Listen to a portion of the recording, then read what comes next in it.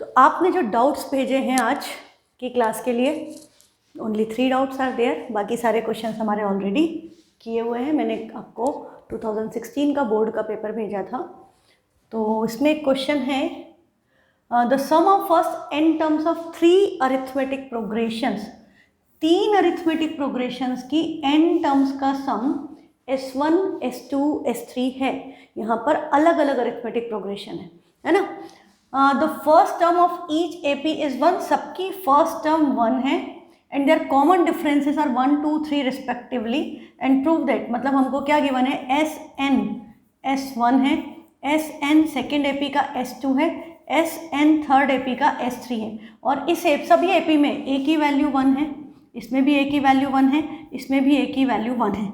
इस AP में, first AP में कॉमन डिफरेंस आपका क्या है, D की वैल्यू हमें यहाँ पर गिवन है 1, इस AP के लिए D इज 2, एंड इस AP के लिए D की वैल्यू 3।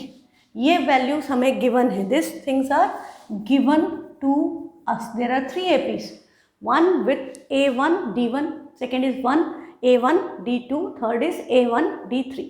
तो उसकी nth टर्म का सम एक का S1, एक का S2, एक का S3। हाँ, अब हमको टू प्रूव, हमें क्या प्रूव करने को बोला है,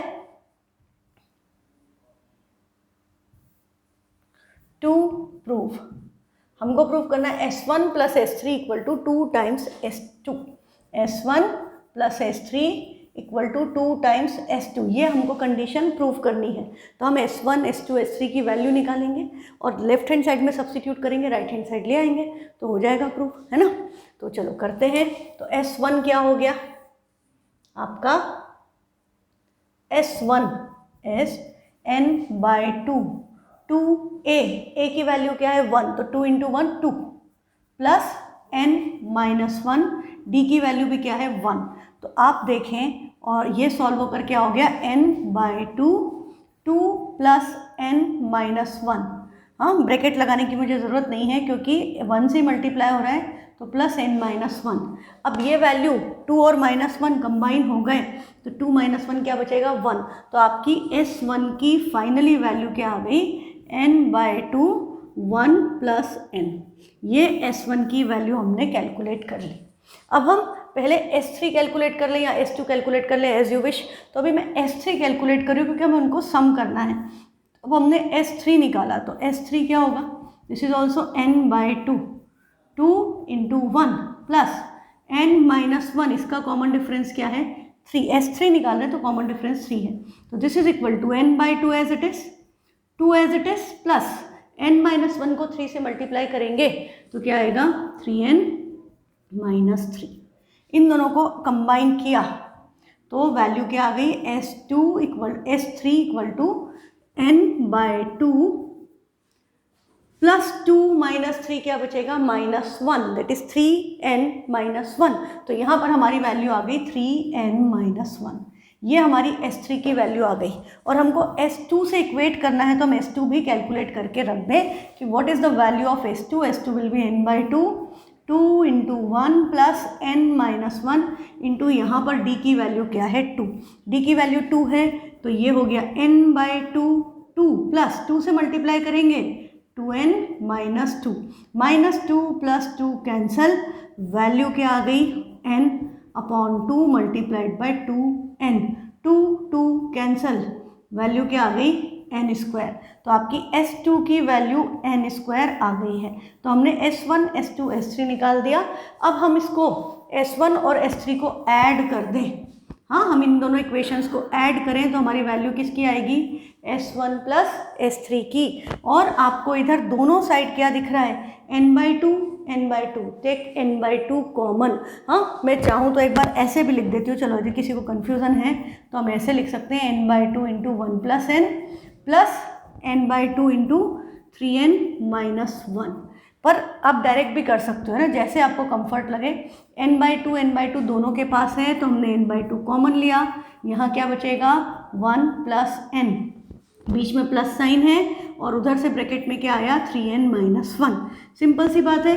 अब देखो ये +1 से -1 कैंसिल हो गया, ये n/2 as it is, n plus 3n combine हो गए, तो वैल्यू क्या आ गई 4n।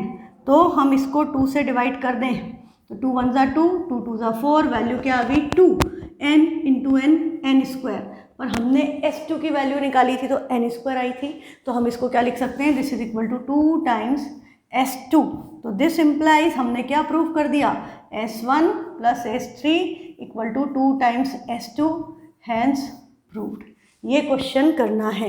ये मेरी क्वेश्चन बैंक में भी था, पर अभी सॉर्ट करने में आपको देना रह गया, तो बहुत अच्छा हुआ कि इस पेपर में क्वेश्चन आ गया। तो अभी आपको पेपर देख के ये भी आइडिया हुआ होगा बेटा कि कैसे क्वेश्चंस आते हैं। बहुत सारे क्वेश्चन आपके एनसीईआरटी के हैं या एनसीईआरटी जैसे हैं, और कुछ क्वेश्चन एनसीईआरटी से हट के भी हैं। और ये वो टाइम था जब स्टैंडर्ड अलग नहीं था, बेसिक अलग नहीं था, तब भी आप देखो कि देयर आर डिफरेंट क्वेश्चन। तो फुल मार्क्स आने हैं तो सारे क्वेश्चन बैंक्स ढंग से कर लो, एनसीईआरटी कर लो, आ जाएंगे। अब ये 2 क्वेश्चन मुझे एप्लीकेशन ऑफ ट्रिग्नोमेट्री में आपने भेजे हैं। इस क्वेश्चन में क्या गिवन है, a pole 5 metre high is fixed on the top of a tower. एक पोल 5 मीटर ऊंचा एक टावर के टॉप पर फिक्स्ड है। तो हमारा ये टावर है और ये पोल हो गया। तो ए बी पोल है और B C tower. A B किसको रिप्रेजेंट कर रहा है, पोल को, एंड बी सी किसको रिप्रेजेंट कर रहा है, टावर को।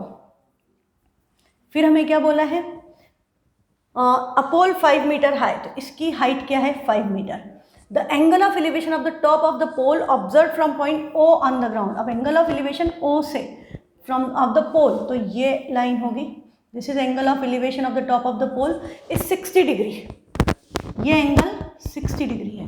And the angle of depression of the point O from the top of the tower is 45 degree. और इसी पॉइंट का, इस टॉप ऑफ द टावर से, टावर का टॉप बी है, तो यहाँ से इसका एंगल ऑफ डिप्रेशन इस पॉइंट का, मतलब ये वाला एंगल, हाँ, ये एंगल की वैल्यू हमें क्या गिवन है, 45 डिग्री। तो आपको पता है इधर 45 है, तो ये वाला येलो एंगल भी क्या बन गया, this is also 45 degree. Show that the height of the tower, tower की हाइट को हमने स्मॉल h अज्यूम किया, तो हमें क्या प्रूफ करना है कि h equal to 5/2 into √3 + 1 metre, ये हमें प्रूफ करना है। तो हमने बेस हमें गिवन नहीं है, बेस को हमने अज्यूम कर लिया। X angle of depression given है, तो पहले यहाँ बनेगा फिर यहाँ बनेगा, ये आप जानते हो। अब हम पहले किस ट्राइंगल में, और यहाँ पर 90 भी दिखाना चाहिए डायग्राम में, ठीक। अब आपका क्या हो गया, इन ट्राइंगल BCO क्या लगेगा, tan 45। इस ट्राइंगल में एंगल आपका क्या है, this one angle is 45 degree. तो tan 45 यहाँ पर साइड्स लिखा करो, BC/OC। अब नेक्स्ट में वैल्यू रख दें, tan 45 की वैल्यू 1 है, BC हमने h अज्यूम किया, ये हमने x अज्यूम किया है। तो this implies x equal to h। एक ये रिलेशन आ गया, इसको हमने हाईलाइट कर दिया कि x और h इक्वल है। अब हम कौन सा ट्राइंगल लेंगे, अब हम लेंगे ट्राइंगल ACO। हम लिखेंगे इन ट्राइंगल ACO tan, अब एंगल क्या आएगा, this one full angle that is 60 degree. tan 60 equal to, अब आपका AC/OC वैल्यू हो गई AC/OC। tan 60 की वैल्यू √3 है, AC क्या हुआ, AB + BC that is h + 5, और अपॉन में x है, पर x किसके इक्वल था, h के। तो हम नेक्स्ट स्टेप में x की जगह क्या लिख देंगे, h। तो ये क्या हो गया, h, तो ये उधर जाएगा, तो x √3 equal to h + 5। x की जगह h सब्सटीट्यूट किया तो h √3, और ये h हम इसी स्टेप में इधर ले आए, तो दिस इज इक्वल टू 5। अब इसमें अटकना नहीं चाहिए था, हाँ, ये क्वेश्चन आपको हमने बहुत बार कराए हैं मैंने सब तरह के, तो इसमें आपको कहीं दिक्कत आनी नहीं चाहिए थी। रैशनलाइज करना है सिंपली, हाँ, ज़्यादा नंबर में आ जाए तो रैशनलाइजेशन भी शो कर दो, कम मार्क्स में है तो डायरेक्टली रैशनलाइज करके 5/3 + 1/2, डिनोमिनेटर में 3 - 1 2 आएगा, न्यूमरेटर में जो नंबर नीचे है उसका अपोजिट साइन आता है ना, ये अपन बहुत प्रैक्टिस कर चुके हैं, तो इसमें कंफ्यूजन नहीं होना चाहिए। तो ये आपका h, यही प्रूव करना था आपको, तो ये क्या हो गया, हेंस प्रूव। हमको यही प्रूव करना था, height of the tower is 5/2 √3 + 1 metre. Simple, clear. Next question है again from applications of trigonometry. A man is rowing in a boat, rowing away from a lighthouse 100 meter high, takes 2 minutes to change the angle of elevation of the top of lighthouse from 60 to 30। एक light house है, उससे एक आदमी light house से दूर जा रहा है, तो उसका एंगल ऑफ एलिवेशन 60 से 30 होने में, तो ये वाला एंगल 60 है, ये वाला एंगल क्या हो गया 30। ए बी आपका क्या हो गया लाइट हाउस, और ये उसकी फर्स्ट पोजीशन, ये उसकी सेकंड पोजीशन। एक बंदा लाइट हाउस से दूर जा रहा है बोट में, तो उसका पहला एंगल 60 था और अब एंगल 30 हो गया। उसको कितनी देर लगी 2 मिनट्स। टाइम क्या लगा, दिस टाइम इज 2 मिनट्स। यहाँ से यहाँ आने में time is 2 minutes. Show that the speed of the boat is, हाँ, और इसकी हाइट हमें गिवन है, this is 100 metre. A B हमको गिवन है, ये टाइम हमें गिवन है, और हमको स्पीड प्रूफ करनी है कि बोट की स्पीड। तो स्पीड क्या होती है, डिस्टेंस अपॉन टाइम। तो हम क्या करेंगे, हमको यहाँ का टाइम पता है कि भाई यहाँ से यहाँ आने में उसको 2 मिनट लगे, तो हम यदि ये स्पीड डिस्टेंस ट्रेवल्ड निकाल लें कि ये कितना डिस्टेंस है, फिर हम उसको टाइम से डिवाइड कर दें, तो कन्वर्ट किस में हो जाएगा, स्पीड में, है ना। तो बस यही करना है आपको, बेसिक आपको पता है, तो कंसेप्ट लगा दो। हमने ये डिस्टेंस x अज्यूम कर लिया, ये डिस्टेंस हमने y अज्यूम कर लिया। अब हमारा क्या हो गया, in triangle A B C tan 60 equal to A B upon B C. tan 60 की वैल्यू होती है √3, ए बी हमें गिवन है 100 अपॉन में x, तो x की वैल्यू क्या हो गई 100 अपॉन √3। रेशनलाइज करेंगे तो √3 ऊपर आएगा और 3 नीचे आएगा मीटर। x की वैल्यू ये आ गई। अब हम दूसरा ट्राइंगल कौन सा लेंगे, ए बी डी।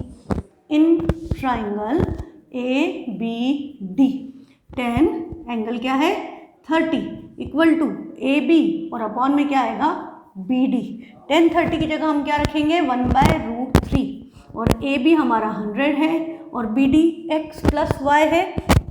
x की वैल्यू कैलकुलेट कर चुके हो तो लिख दो 100√3 अपॉन 3 प्लस वाई।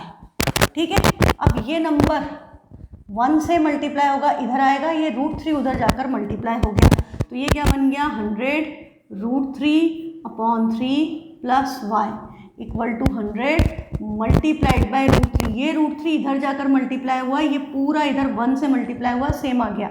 हमको y की वैल्यू निकालना है, तो y क्या हो गया 100√3 माइनस 100√3 अपॉन 3, ये हुआ। अब आप इसको रेशनलाइज करोगे, सॉरी एलसीएम लोगे, रेशनलाइज नहीं करोगे, रेशनलाइज है ऑलरेडी। एलसीएम लेंगे तो ये 3 इधर आएगा, 3 हो जाएगा 300√3 माइनस 100√3 अपॉन 3। तो 300 में से 100 माइनस हुआ, दोनों के पास √3 है, सब्ट्रैक्ट होगा, वैल्यू क्या आ गई 200√3 अपॉन 3। y की वैल्यू 200√3 अपॉन 3 मीटर। अच्छा, इसको कई तरह से कर सकते हो आप, यहाँ पर ऐसा भी कर सकते हैं, दोनों के पास 100√3 है तो 100√3 कॉमन ले लिया, ये बचा 1 माइनस 1/3। एलसीएम लेंगे तो 3 minus 1/3 that is 2/3 multiplied by 100√3 that is 200√3 upon 3, same आएगा। हाँ, जैसे तुम्हें इजी लगे, जो तुम्हारा कंफर्ट जोन है उसमें रह के कैलकुलेशन करो, बट टाइम कम लगाओ और एक्यूरेसी का ध्यान रखो, गलत नहीं होना चाहिए। This 2 things are important. तो y की वैल्यू आ गई 200√3 अपॉन 3। अब हमको क्या बताना है, स्पीड मीटर पर मिनट में ही दी है स्पीड, हाँ स्पीड मिनट में ही दी है, मीटर पर मिनट तो हम लिखते हैं speed equal to distance upon time. Formula लिखा, डिस्टेंस हमारा है 200√3 upon 3 and this should be divided by 2। तो डिवाइड बाय 2 है तो यहीं पर आएगा ना डिनोमिनेटर में, तो 2 से 200 कैंसल, वैल्यू क्या आ गई 100√3 upon 3 metre per minute. Minute में ही दिया है तो यही आंसर आ गया। सेकंड में निकालना होता तो हम उसको मल्टीप्लाई करते 60 से कि 1 मिनट में 60 सेकंड, उन्होंने मिनट में ही दिया है तो हमारा काम खत्म, यही प्रूफ करना था।